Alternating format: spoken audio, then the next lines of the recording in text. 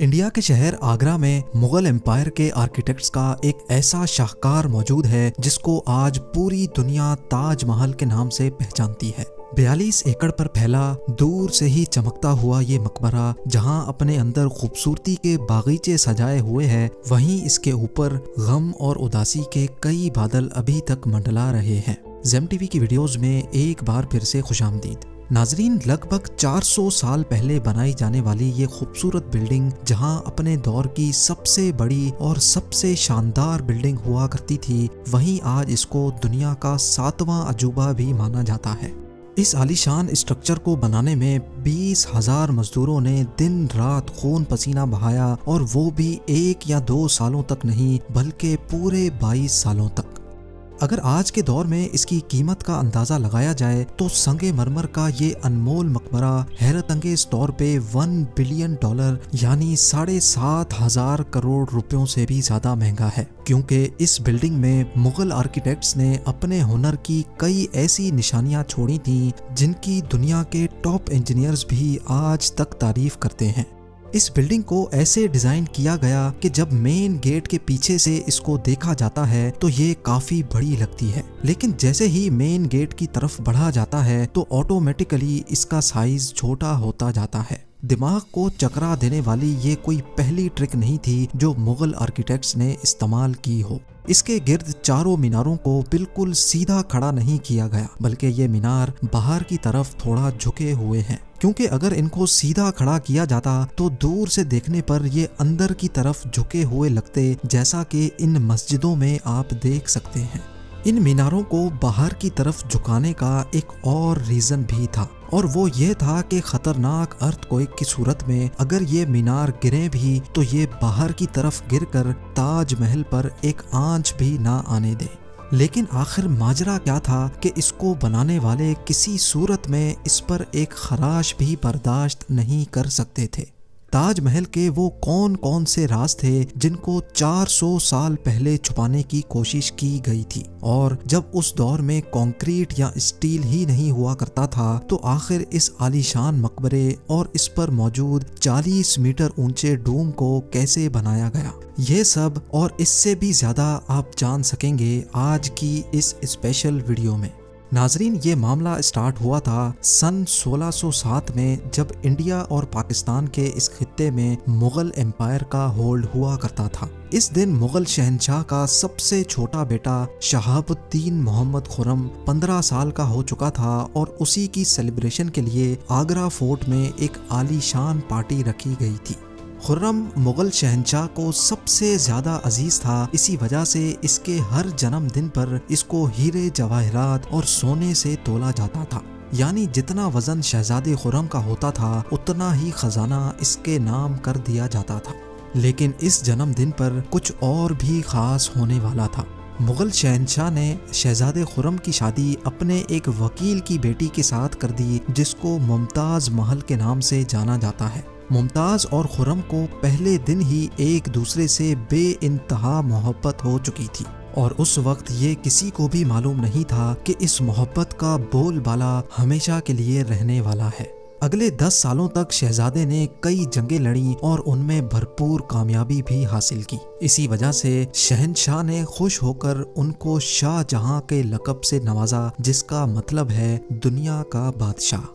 شاہ جہاں کی ٹوٹل 6 بیویاں تھیں جو آگرہ فورٹ کے حرم میں ہی رہتی تھیں۔ ان 6 میں سے شاہ جہاں سب سے زیادہ محبت ممتاز سے کرتے تھے، اور یہی وجہ تھی کہ ان کا زیادہ تر وقت ممتاز محل کے ساتھ ہی گزرتا تھا۔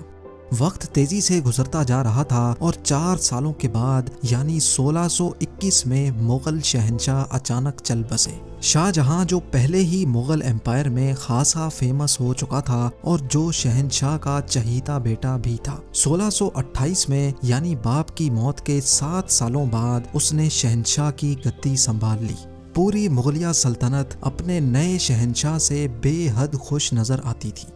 یہ وہ پیریڈ تھا جب مغل امپائر اپنے پورے عروج پر تھی، یعنی پورے انڈیا پاکستان کے ساتھ ساتھ افغانستان کے بھی کئی حصوں میں مغلیہ سلطنت کا راج ہوا کرتا تھا۔ سارے فیصلے شاہ جہاں خود کرتا تھا، جبکہ ممتاز محل پیچھے رہ کر شاہ جہاں کو مشورے دیا کرتی تھی۔ لیکن کسی کو بھی اس بات کا علم نہیں تھا کہ یہ خوشیاں عنقریب ماتم میں بدلنے والی ہیں۔ گدی سنبھالے ابھی 1 ہی سال گزرا تھا کہ ایک بار پھر سے مغل امپائر کو دشمنوں کا سامنا کرنا پڑا۔ اگلے 2 سال جنگ چلتی رہی اور شاہ جہاں کو اس جنگ میں بھی بھرپور کامیابی نصیب ہوئی، لیکن شاہ جہاں ابھی اس کامیابی کا جشن مناتے کہ ان کو ایک افسوسناک خبر سے آگاہ کیا گیا۔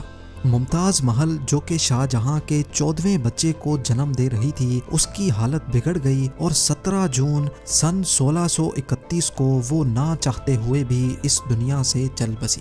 پوری مغلیہ سلطنت کا جشن دیکھتے ہی دیکھتے ماتم میں بدل گیا۔ یہ خبر جو شاہ جہاں پر آگ بن کر گری تھی، اس نے تو جیسے ان کی دنیا ہی ختم کر ڈالی۔ شاہ جہاں کی سب سے پہلی محبت اور ان کی سب سے عزیز بیوی ممتاز محل اس دنیا سے رخصت ہو چکی تھی۔ کہا جاتا ہے کہ اس غم کی پرچائی نے شاہ جہاں کو کالے اندھیروں میں دھکیل دیا تھا۔ اگلے 8 دنوں تک انہوں نے کچھ نہیں کھایا اور اگلے 2 سالوں تک نہ کوئی موسیقی سنی اور نہ ہی پرفیوم لگایا۔ ممتاز محل نے مرنے سے پہلے ایک آخری خواہش کی تھی۔ وہ چاہتی تھیں کہ ان کی قبر دنیا کے سب سے خوبصورت مقبرے میں بنائی جائے۔ اس ٹاسک کو اور ممتاز محل کی آخری خواہش کو پورا کرنے کے لیے شاہ جہاں نے اپنی ساری دولت اور پوری زندگی وقف کرنے کا ارادہ کر لیا۔ ممتاز کے گزرنے کے 6 ماہ بعد یعنی 1632 میں ہی تاج محل کی کنسٹرکشن کا کام شروع کر دیا گیا۔ قریب 20,000 سے بھی زیادہ مزدور، پتھر تراش اور کاریگروں کو پوری سلطنت سے اکٹھا کیا گیا۔ لشکروں کے لشکر شاہ جہاں کے حکم پر آگرہ بلوا لیے گئے تھے۔ کیونکہ ممتاز کی قبر یمنا ریور کے برابر میں موجود تھی، اسی وجہ سے اس جگہ پر دنیا کی سب سے خوبصورت بلڈنگ بنانا کافی مشکل ٹاسک تھا۔ ریور کے کنارے زمین کافی سافٹ ہوتی ہے اور اگر یہاں کھدائی کا کام کیا گیا تو پانی کا بہاؤ تاج محل کی فاؤنڈیشن کو بھی نقصان پہنچا سکتا تھا۔ اس مسئلے سے نمٹنے کے لیے مغل انجینئرز نے یہاں سب سے پہلے زمین کے اندر کئی کنویں کھدوانا شروع کیے۔ مزدور یہ کنویں تب تک کھودتے رہتے جب تک خشک زمین نظر نہ آ جاتی تھی۔ ان کنووں کو پتھروں اور گارے سے بھرا گیا اور پھر اس کے اوپر پتھروں کے بڑے بڑے کالمز کھڑے کیے گئے۔ اس سارے کام کو انجام دینے کے لیے مزدوروں کے ساتھ ساتھ ہاتھیوں کی ایک بہت بڑی فوج کو بھی استعمال کیا گیا۔ مغل انجینئرز کی یہ ٹرک کام کر چکی تھی اور اب ایک ایسی مضبوط فاؤنڈیشن تیار تھی جو نرم زمین پر بھی فولاد بن کر کھڑی تھی۔ فاؤنڈیشن کے بعد اب باری تھی ایک ایسے بلڈنگ ڈیزائن کی جو آج سے پہلے کسی نے بھی نہ دیکھا ہو، ایک ایسا ڈیزائن جو پچھلے سارے ریکارڈ توڑ ڈالے۔ تاج محل کے ڈیزائن کا آئیڈیا شاہ جہاں نے اپنے باپ دادا کے مقبروں سے لیا تھا۔ باپ کے مقبرے سے میناروں کا آئیڈیا لیا گیا، دادا کے مقبرے سے بلڈنگ کور کا آئیڈیا لیا اور اپنے انکل کے مقبرے سے ڈوم کا آئیڈیا لیا تھا۔ اور جب ان سب کو کمبائن کیا گیا تو ایک شاندار اور عالی شان ڈیزائن ابھر کر سامنے آیا۔ بلڈنگ کے اسٹرکچر کو بنانے کے لیے لاکھوں نہیں کروڑوں اینٹیں موقع پر ہی بیک کی گئیں۔ یہ سب اتنا آسان نہیں تھا اور اس میں لا تعداد پیسے بھی بہائے جا رہے تھے۔ ہر گزرتے دن شاہی خزانہ تیزی سے خالی ہوتا جا رہا تھا، لیکن شاہ جہاں کو کسی چیز کی پرواہ نہیں تھی، بس ان کو یہ کام ہر قیمت پر کمپلیٹ کرنا تھا۔ کہا جاتا ہے کہ تاج محل کی کنسٹرکشن میں اتنے زیادہ لوگ لگائے گئے تھے کہ ان کی وجہ سے آس پاس کے علاقوں میں کھانا پینا ختم ہو گیا تھا۔ 20,000 مزدوروں اور کاریگروں کی ڈیمانڈ پوری کرنے کے لیے شاہ جہاں نے آس پاس کے تمام علاقوں سے اناج آگرہ منگا لیا تھا۔ کئی سالوں کی محنت کے بعد بلڈنگ کا اسٹرکچر کمپلیٹ ہو چکا تھا اور اب باری تھی اس کو سنگ مرمر سے سجانے کی۔ یہ سنگ مرمر آگرہ سے 400 کلومیٹر دور راجستھان سے منگایا جانا تھا، کیونکہ یہاں کا مکرانہ ماربل آج تک دنیا کا فائنسٹ ماربل مانا جاتا ہے۔ شاہ جہاں نے تاج محل کے لیے پورا مکرانہ ماربل ریزرو کر لیا تھا، یعنی جب تک تاج محل کی ڈیمانڈ پوری نہیں ہو پائے گی تب تک کسی کو بھی یہ ماربل خریدنے کی اجازت نہیں تھی۔ 1000 ہاتھیوں کی مدد سے ہزاروں ٹن وزنی ماربل راجستھان سے آگرہ منگایا گیا۔ تاج محل کا یہ خوبصورت ڈوم اتنا بڑا ہے کہ اس کا اندازہ صرف آنکھوں سے دیکھ کر ہی لگایا جا سکتا ہے۔ آج کل اس طرح کے ڈوم بڑی آسانی سے اسٹیل اسٹرکچر پر بنائے جا سکتے ہیں، لیکن 400 سال پہلے 40 میٹر اونچے ڈوم کو بنانے میں ان کے پاس صرف پتھروں کا ہی سہارا تھا۔ اس ڈوم کو بنانے میں مغل انجینئرز نے جو اسٹریس کیلکولیشن کی تھی اس کی آج کے انجینئرز بھی بہت تعریف کرتے ہیں۔ تاج محل کی فنیشنگ کے لیے اس کو پیٹرا ڈورا یا پرچن کاری سے ڈیکوریٹ کیا جانا تھا۔ پیٹرا ڈورا ایک ایسی کلاکاری کو کہا جاتا ہے جس میں قیمتی پتھر کو ماربل کے اندر تراش کر لگایا جاتا ہے۔ ماربل کو بڑی مہارت اور باریکی سے قیمتی پتھر کی شیپ کے حساب سے تراشا جاتا ہے اور پھر اس میں پتھر کو گلو کے ذریعے چپکایا جاتا ہے۔ تاج محل پر استعمال ہونے والی گلو کوئی عام گلو نہیں تھی۔ کافی ریسرچ اور لیبارٹری ٹیسٹ کے بعد معلوم پڑا کہ یہ گلو شیرہ، لیمن جوس اور سنگ مرمر پاؤڈر کو ملا کر بنائی جاتی تھی۔ وہی سیم گلو آج بھی تاج محل کی رینوویشن کے لیے استعمال کی جاتی ہے۔ تاج محل کی خاص باتوں میں ایک بات یہ بھی ہے کہ یہ دن میں 4 مرتبہ اپنے رنگ بدلتا ہے۔ سورج نکلنے سے پہلے یہ بالکل بلیک شیڈ دیتا ہے، سورج نکلنے کے بعد یہ لائٹ یلو اور پنک شیڈ دیتا ہے، جبکہ دوپہر کے وقت تاج محل کی خوبصورتی کا نیا رخ دیکھنے کو ملتا ہے، نیلے آسمان پر جیسے موتی چمک رہا ہو، اور سن سیٹ کے وقت یہ پوری بلڈنگ گولڈن کلر کی دکھائی دیتی ہے۔ پورے 22 سالوں کے بعد سن 1654 میں تاج محل کی کنسٹرکشن کا کام مکمل کر لیا گیا۔ شاہ جہاں اپنی بیگم کی یاد میں دنیا کا سب سے خوبصورت مقبرہ بنانے میں کامیاب ہو چکا تھا۔ شاہ جہاں نے اس عالی شان عمارت کا نام اپنی پسندیدہ بیوی کی یاد میں ہی رکھا۔ ممتاز محل سے اس کا نام تاج محل رکھ دیا گیا۔